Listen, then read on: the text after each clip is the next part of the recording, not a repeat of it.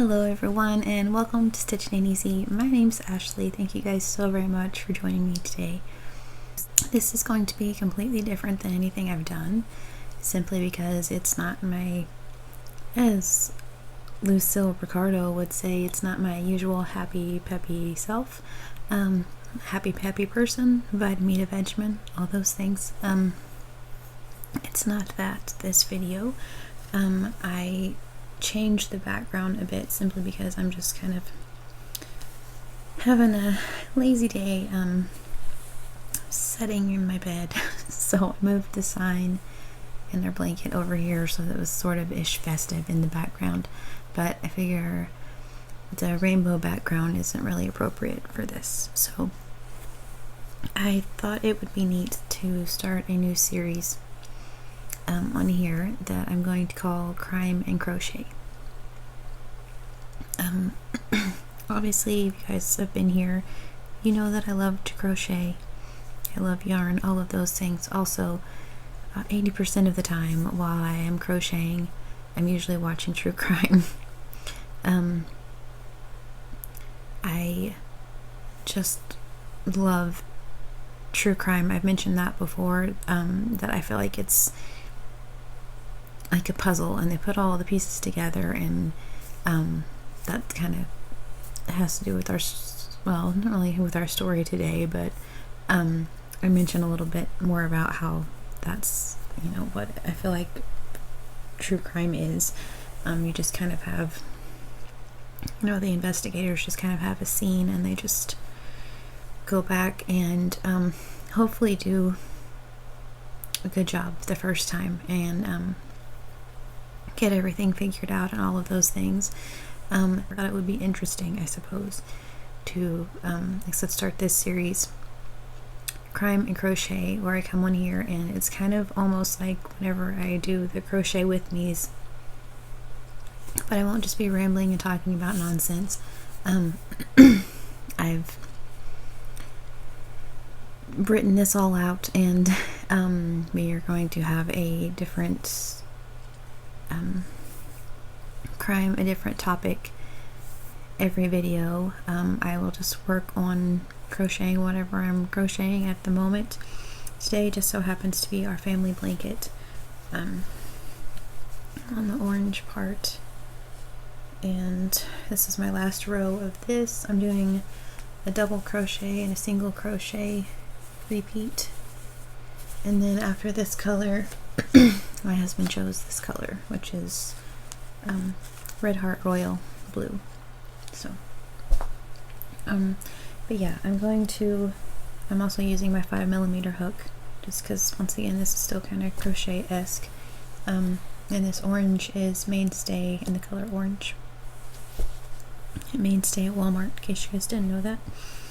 So okay, so I'm gonna crochet, but also I'm going to like go through this case with you guys. Like I said, each video will have a different project, a different case that we discuss. The first few of these that I have on my list are cases either from Oklahoma that I've known about and that are either really important to me or really important cases for the state that I live in, and I have some on there that are just cases that have always just fascinated with me, be it innocent people in jail or in prison, should I say, or just different things like that. So okay, I hope this works out. I hope this is a good one and it's entertaining. I'm no Bailey Sarian. I don't do my makeup. Just kind of crochet and discuss this, and so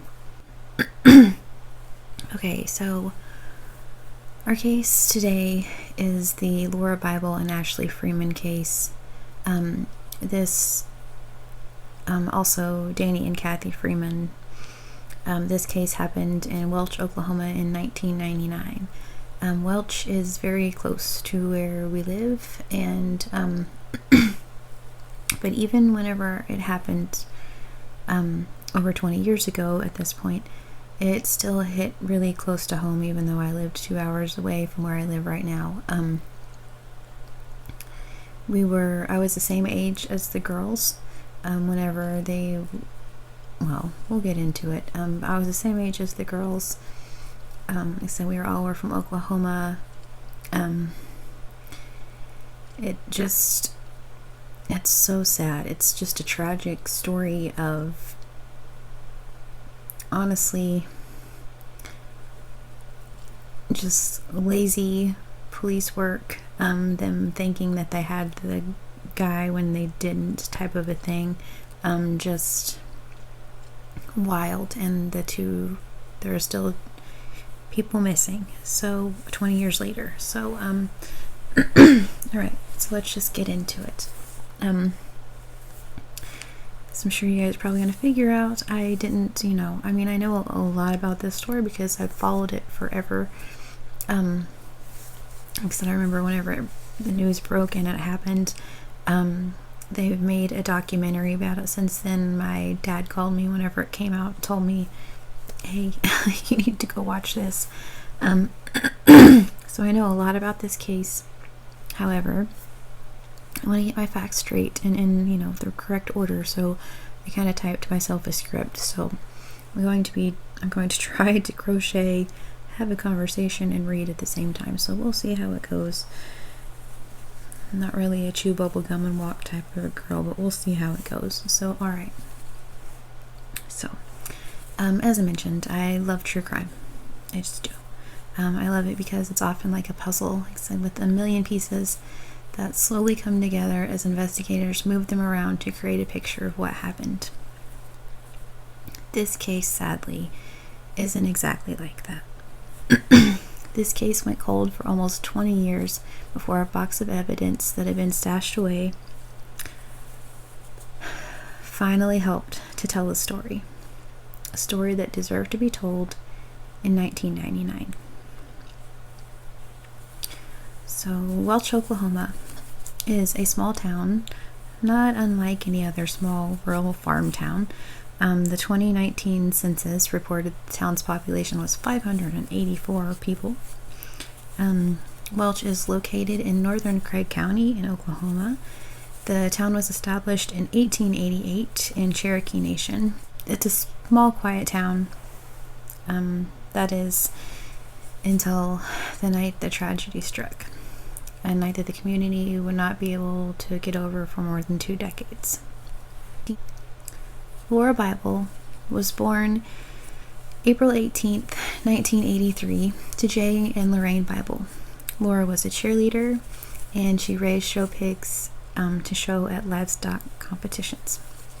Ashley Freeman was born December 29th, 1983, to Danny and Kathy Freeman.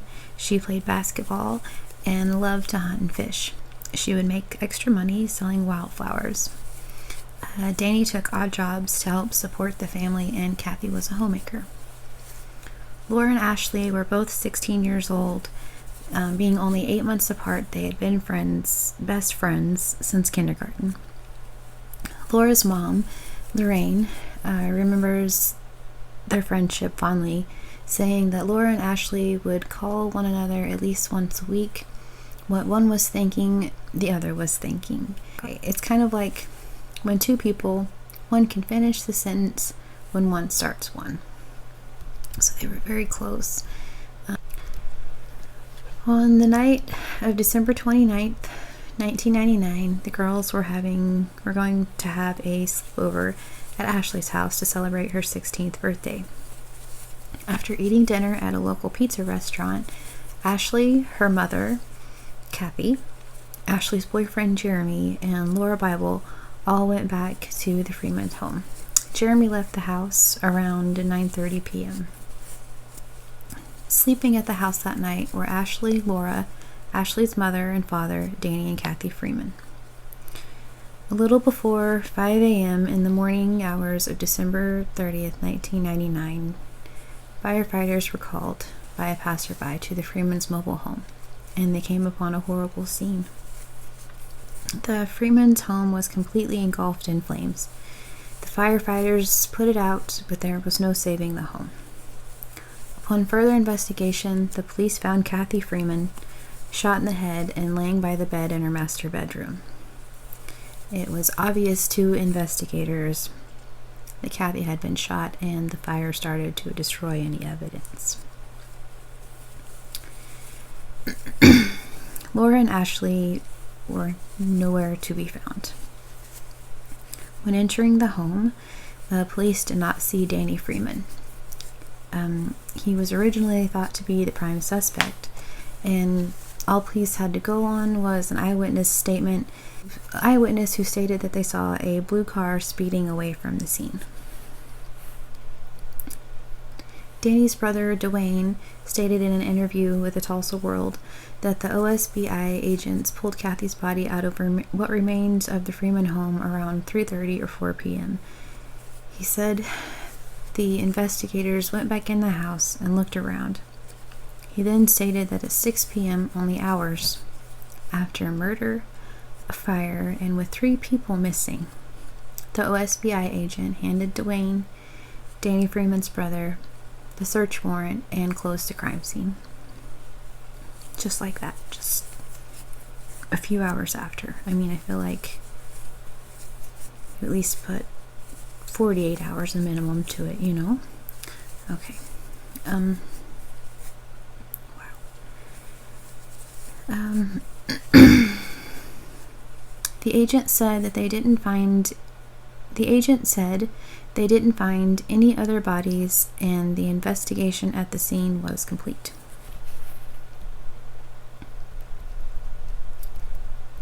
The police had a theory that Danny had killed his wife, kidnapped Ashley and Laura, and burned down the home to destroy any evidence of the crime.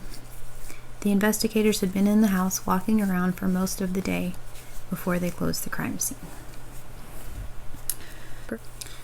Early the next morning, Laura's parents, Jay and Lorraine, went back to the charred remains of the home to search for any clues about their daughter Laura's, Ashley's, and Danny's whereabouts. Within minutes of being there, the Bible stumbled upon another horrific discovery. Danny's body was laying under a pile of debris which had been walked on by detectives at this point. Dwayne, Danny's brother, later met the Bibles at the closed crime scene. They were absolutely baffled by what the Bibles had discovered. Danny was also found with a fatal bullet wound to the head. So now, with Danny's body being found, this only brought up more questions. Where were the girls?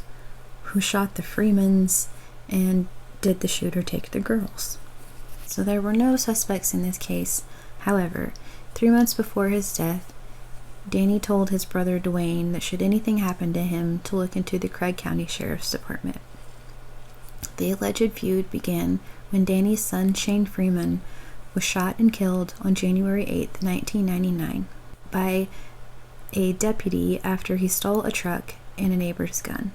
Not even a year after he was shot, the fire happened. It's awful. Okay, Shane had allegedly been wanted by police in connection with a string of burglaries. Shane had a flat and was changing the tire on a rural road. According to reports, many people who knew Shane stopped and asked if he needed help or a ride to town. While changing the tire, a Craig County deputy was driving down the road and spotted Shane, who was wanted for the stolen truck that he was driving. The deputy pulled up behind the truck on a county road north of Welch. After the deputy confronted Shane, according to the deputy, the boy put his hand behind his back and pulled out a .22 caliber gun.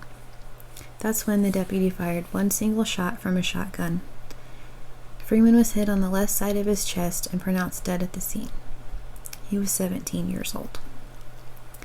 The deputy had only been working with the department for 1 week when the shooting happened. So, Shane's father, Danny, said about his death that he did some stealing, but he wasn't violent. However, he did have a gun. The Freemans didn't question that. Craig County officials defended the deputy's actions, saying that the officer was a seasoned lawman with an excellent reputation. He had served as the Big County City Marshal and as a Veneta police officer before joining the Craig County Sheriff's Office. Although there were no witnesses, the shooting was ruled as justifiable. Either way, Danny was planning on filing a wrongful death lawsuit against the Sheriff's Department just before the tragic fire. The deputies volunteered to remove themselves from the investigation and turn the matter over to the Oklahoma State Bureau of Investigation. They cooperated and they passed polygraph tests. The sheriff's office was later ruled out as being involved in the case. Laura's parents had told her to be home by noon the next day to help with the chores and to take care of the animals, which included her pig. Her last words to her father were, "I love you, Daddy." Laura's car, with the keys still in the ignition, was in the driveway of the Freeman's home. With Laura's car still in the driveway, it didn't look like the girls ran away. Also, they found Laura's purse with her ID and around $200 inside, which more than likely meant that the girls didn't leave the home willingly and that there probably wasn't a robbery since, the money was still there. And nothing, none of the money had been taken, nothing out of her car. The authorities heard rumors that Danny Freeman was a drug dealer in the area. So, was this a drug deal gone wrong? Ashley and her father, Danny, didn't get along. So maybe the girls murdered the parents and fled, set the house on fire. But then why leave Laura's car, purse, and her cash behind? All anyone knew for sure was that a couple was brutally murdered and 2 teenage girls were missing. Local authorities started a search for the girls. The girls lived by Grand Lake of the Cherokee, many ponds, creeks, and rivers, and they also lived close to Pitcher, Oklahoma, which was, a mining town with lots of mine shafts and quarries. Pitcher, if you just want to, after this, if you don't want to look up the Bible Freeman case, Pitcher is a town that's not far from Welch that absolutely was just a mining town.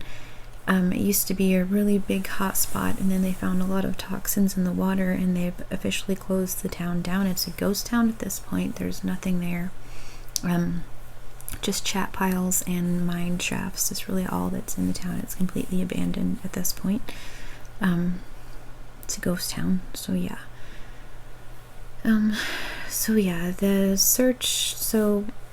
Investigators searched these areas all around, even searched beyond the Oklahoma state lines, but they found nothing.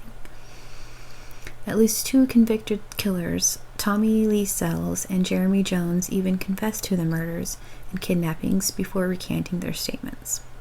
Before long, with no answers in sight, the case went cold. Then, in 2017, almost 2 decades since that awful night, there was finally a break in the case. The Craig County Sheriff's Department discovered a box of previously unknown notes and documents related to the investigation. The previous administration at the sheriff's office had reportedly stashed the documents. I mean, really, anyway, yeah, they had reportedly stashed the documents. Inside of the box, there were the names of witnesses and their statements, which provided authorities with fresh leads. One of the most important pieces of evidence that was rediscovered was an insurance card that was found at the crime scene. 2 private investigators, Tom Pryor and Joe, I couldn't find his last name. I mean, I guess maybe a little more whatever I could have, but that's all I kept referring him to him as Tom Pryor and Joe, and Tom Pryor was kind of the main guy. Seemed to be, I don't know, so I'm sorry, Joe. Sure, you're a cool dude. Obviously, you're a cool dude. Okay. 2 private investigators, Tom Pryor and Joe, found the card in the Freeman's driveway, and within days of the murder, they traced it back to its rightful owner. The insurance card belonged to a woman who at one point lived with a man named Phil Welch. The woman had let Phil borrow her car around the time of the murders. The woman's car, the one that Phil Welch borrowed, just happened to be a blue car, not unlike the one that the witness saw fleeing the fire. Tom Pryor, the PI, said that he found the car after searching just, a little bit. Anyway, it's insanely frustrating. The more you delve in, I didn't really go all into a whole lot, but honestly, the more you look into it, it's just, if you want to get mad, it's a good one to go to. Just the lack of, I don't even know. Good job, Tom. Good job, Joe. All right, so anyway, so Tom Pryor, once again, the PI, said he found the car at a salvage yard with lots of girls' clothing and rental receipts for a mobile home where Phil Welch lived. Pryor told an OSBI agent about the insurance card 3 days after the fire, but the OSBI agent didn't take it as evidence. According to Pryor, the agent seemed to brush the insurance card off completely, even though it matched the description of the car. The agent told Pryor, quote, "I'm not interested," and hung up the phone. Tom Pryor knew the insurance card was a key piece of evidence, so he kept it for almost 2 decades, hoping that someone would come knocking on his door. One day, almost 20 years later, an investigator with the DA's office and an agent with the Oklahoma State Bureau of Investigation did just that. We'll get there in a second. Thank goodness for Tom and Joe, I'm telling you. Okay, so Phil Welch. This heaves me to think about him, apparently. Phil Welch, the man who borrowed the car from the woman who was the owner of the insurance card, was a methamphetamine dealer with a criminal record. Real nice guy, I'm sure. Investigators believed, and Ronnie Busick, a friend of Phil Welch, revealed in interviews to the Craig County investigators, that Phil, Ronnie Busick, and their friend David Pennington had visited the Freeman home on the night of the murders about a drug debt. The confrontation grew heated, and the men killed the Freemans. After killing the couple, the men set fire to the house. Busick said that the girls managed to escape the chaos by running into a nearby field. After making a run for safety, 2 of the men kidnapped the girls. Busick claimed that he simply watched it all play out from the vehicle that he was riding in with the 2 men who actually committed this crime.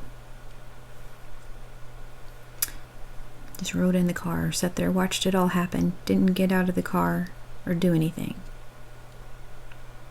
Back to that in a minute. Okay.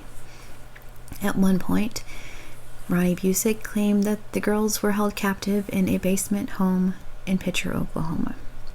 According to witness reports, the 3 men took Ashley and Laura to Phil Welch's trailer. There, the girls were bound and had horrible, awful things that I will not discuss done to them over a quote-unquote matter of days. The girls were then strangled and, quote, thrown into a pit.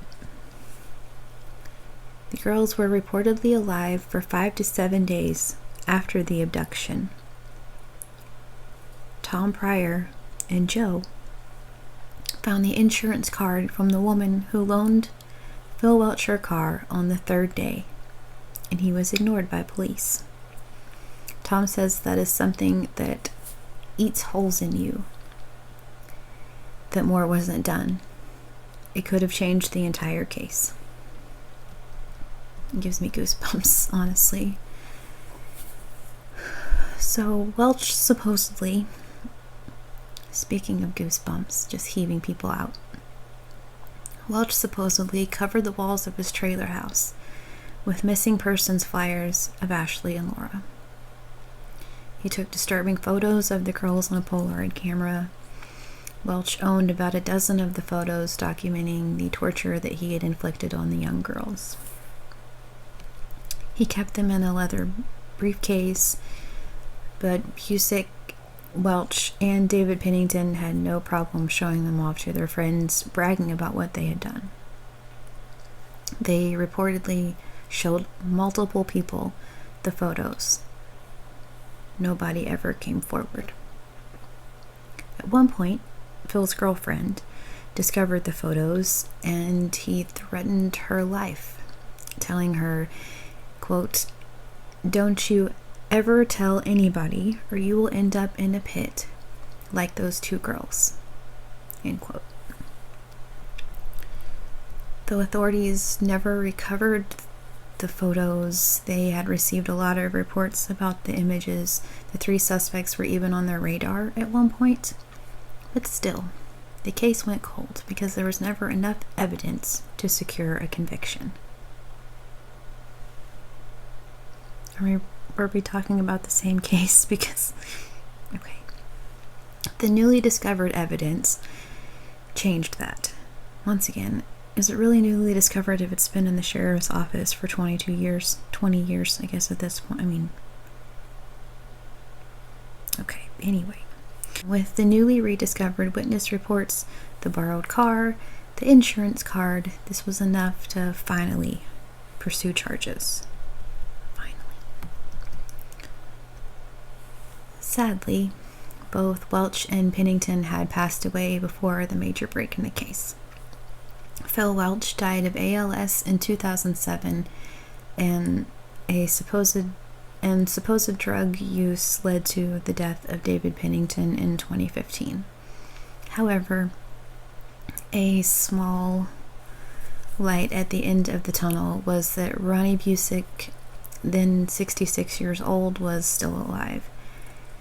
In April 2018, Busick was arrested in Wichita, Kansas, and charged with 4 counts of murder for the nearly 20-year-old crime. Authorities tried again to search for the girls, to no avail. They had many tips on where the girls could be buried. In January 2020, a search crew used an underwater drone and a high-tech camera to look down into the abandoned mine shafts in Pitcher, Oklahoma. Within the roughly 4 miles of the Pitcher city limits, there are 186 mine shafts. Investigators even searched the abandoned root cellar that was near David Pennington's former property in Pitcher. Pennington told his wife at the time and stepdaughter at the time not to go around the cellar. Busick said that Pennington filled the root cellar around the time that the girls went missing. The Rain Bible was at the dig site. Heartbreakingly, police again found nothing. This crime has rocked the community, and the investigation into finding the girls is ongoing. In September of 2020, Ronnie Busick took a plea deal, admitting to being an accessory to the girls' murder. He promised to lead investigators to the bodies of the girls in exchange for less time, but he failed to do so. That's when they were digging the root cellar, and he had a couple other things that he tried to tell them.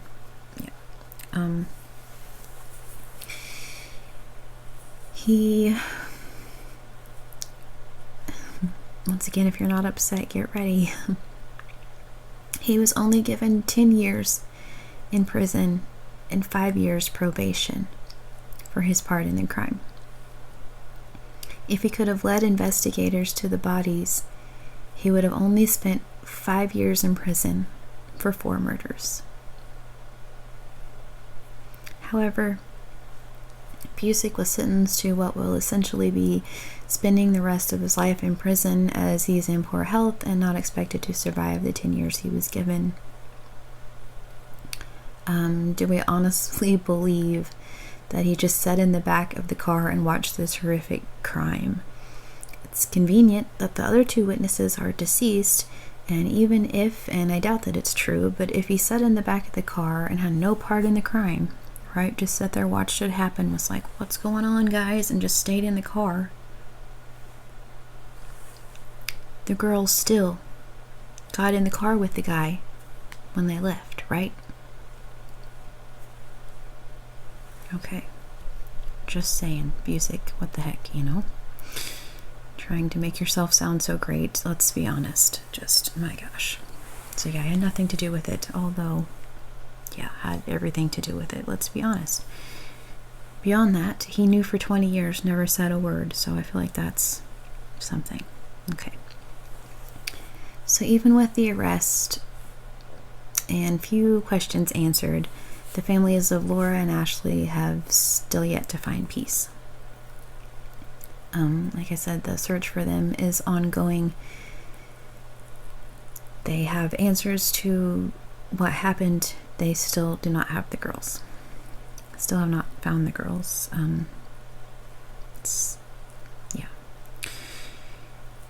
Ashley Freeman's grandparents continue to search and wait for information. The Bible family stated in a post on their Facebook that they will never find peace until the bodies of the 2 teenage girls are found. Lorraine Bible, Laura's mother, faced liver failure, and before getting a transplant in 2021, and she was afraid that that she would pass before getting any answers about her daughter. Lorraine Bible has been a huge advocate for her daughter and for this case from the beginning. Lorraine and Jay were at the crime scene when investigators were there, and they, meaning the Bibles, found Danny's body. Soon after the discovery of Danny, Lorraine told investigators, quote, "You're just going to have to do it our way." Lorraine led a team of volunteers as they combed the property for clues. She also told investigators, quote, "We're not leaving here until we know this place has been searched thoroughly this time." Lorraine continued searching for clues for the next 20 years. In doing so, she often put herself in harm's way, proving that nothing can stop the love of a mother searching for her daughter. She has helped to keep this case alive. So there are several articles and news reports about this case as it's over 20 years old. There's a book called Hell in the Heartland, Murder, Meth, and the Case of 2 Missing Girls by Jax Miller, which was turned into a documentary called Hell in the Heartland, What Happened to Ashley and Laura. They did a great job on this documentary. I believe it was on A&E, I'm not sure. If you have Hulu Live, you can watch it. There are a few things on YouTube, and honestly not that much. It's kind of really sad how this case isn't as widespread as I feel like it should be. So I mean, if you guys, let me know if you've heard of this one, I guess. If you guys are into true crime, which I feel like if you've watched this long, you probably are. But yeah, there's really not that much out there about it, which is really sad. So I'm not sure, like I mentioned at the first, if it's because we were so close in age, if it's because our names are kind of similar, or because we're all Okies. Perhaps it's all 3, but I've always felt a close connection to this case. I hope that one day they find these beautiful girls that had so much life left to live, so the family can have some peace. They didn't exactly get justice for Laura, Ashley, Kathy, or Danny. At least the family got some answers after so many years. This all happened less than 30 miles from where we live, and I have often wondered how many times I've been at the store or pumping gas with someone who knows more about this case being nearby. I have heard through several reports these disgusting men bragged to several people about the Polaroids, so more people have to know something.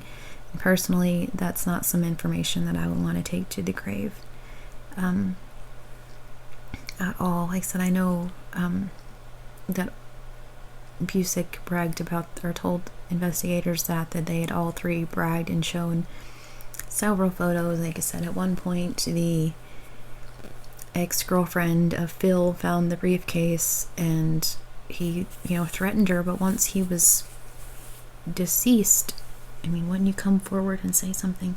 I don't know. I just feel like,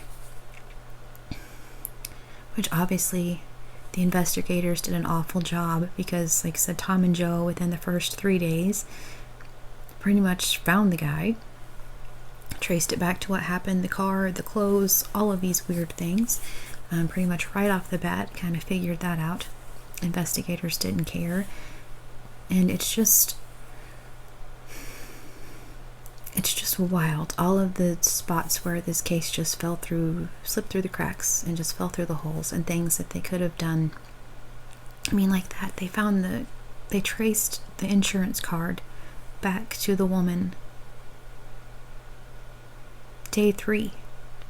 According to reports, the girls were alive for 5 to 7 days. I mean, I just don't understand. So, I mean, I also heard reports that there was a New Year's Eve party that they had the girls at, and there were several other people that attended this New Year's Eve party. I mean, who are these people that just don't come forward and say anything? Like, I mean, like I mentioned, I know that investigators did an awful job. At the same time as, I mean, we'll go a witness, someone who found photos underneath your boyfriend's bed, or someone who just heard through the grapevine something.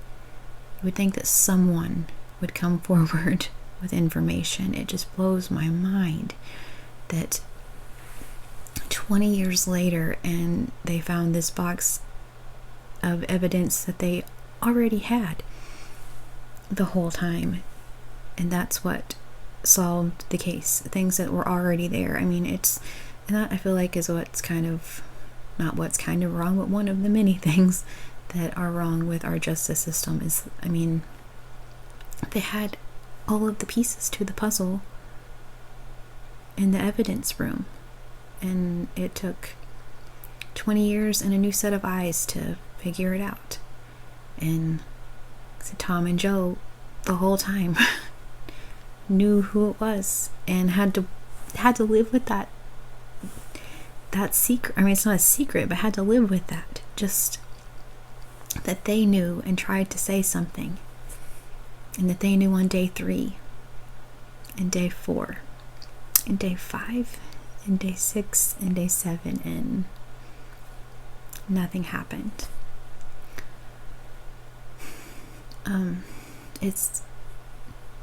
It's shocking, and it's absolutely heartbreaking, and the really sad part is this happens a lot more often than we even know. That, either innocent people are in jail or guilty people walk free. And so that's kind of one of the reasons I wanted to do this, just to kind of discuss some of these cases that just blow my mind. I have a couple of them that are kind of more historically, not really historical, they're only, it's like maybe 100-year-old story. I guess it's really not that big of a deal, but I have a few different ones that I would like to talk about on here. Like I said, if this is something you guys are into, please let me know. I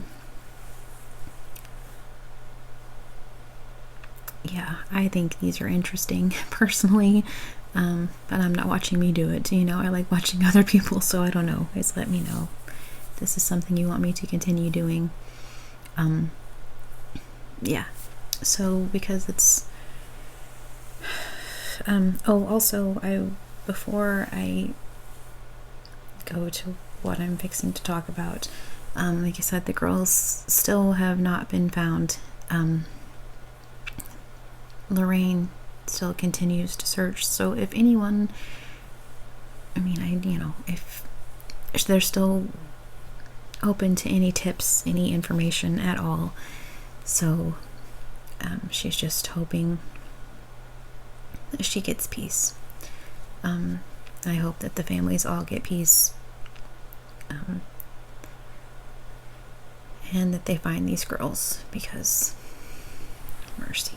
So Alright, so that's our true crime story today about Laura Bible and Ashley Freeman, Danny and Kathy Freeman. I finished the orange right here. No.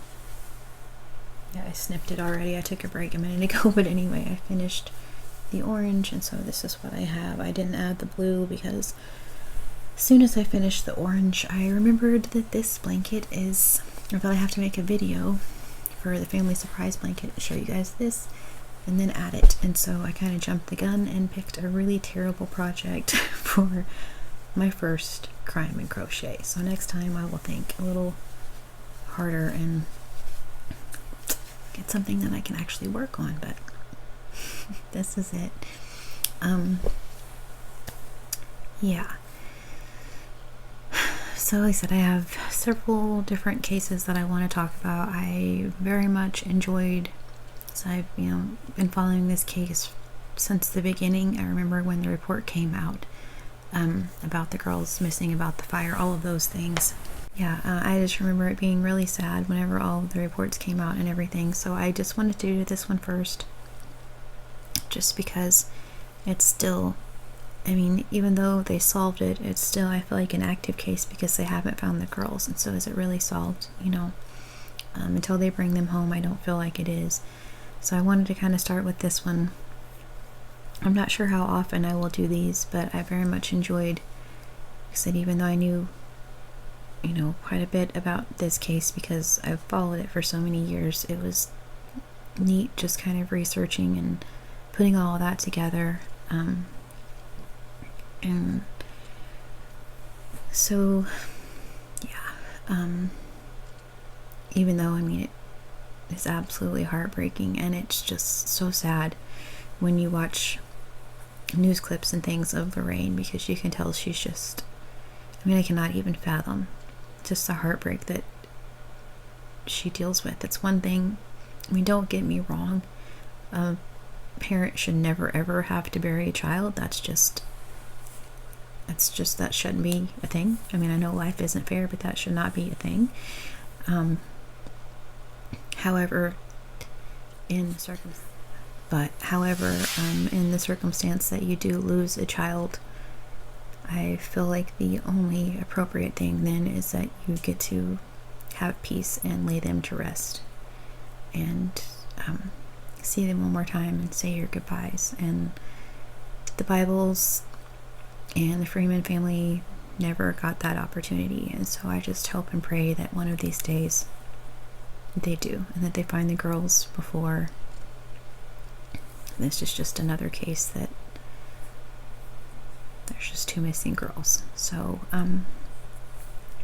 it's very sad because that's kind of how it ends. As of right now, that's all that we know. Like I said, this was just, in 2020, they finally figured everything kind of out. Well, from 2017, I guess, to 2020 was kind of the main timeline there, but just wild. So yeah. So they're still, open to any information that anyone has, still wanting tips, obviously, to find these girls, and I really hope that they do. Okay.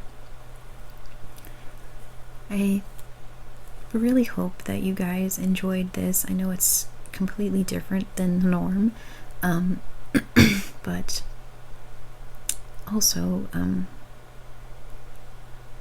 thought I would just try it out. So let me know if you guys enjoy this. Let me know what you think, please.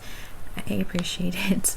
I hope you guys have a very blessed day. Let me know if there are any different crime stories that that you would like me to research at any point.